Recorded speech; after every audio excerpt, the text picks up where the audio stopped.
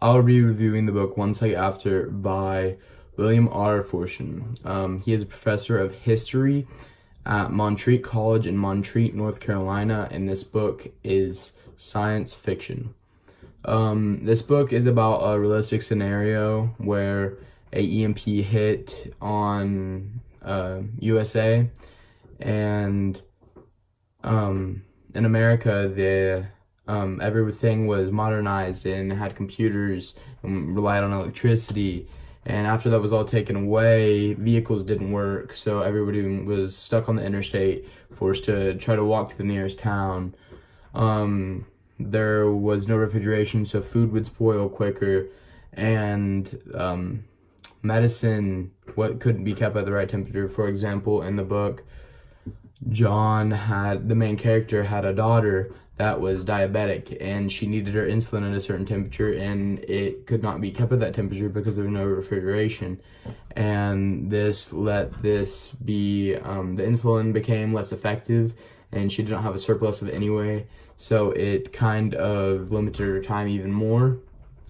It is a good book, but if you're sensitive, I would not recommend it. It can be very cruel and vulgar. There's cannibals in it and just people scavenging to try to survive. There is cults, people saying that they're the Messiah, people saying that God did this to them and this is their punishment, and now the only way to have life after death is following Satan. And this caused fights in the book.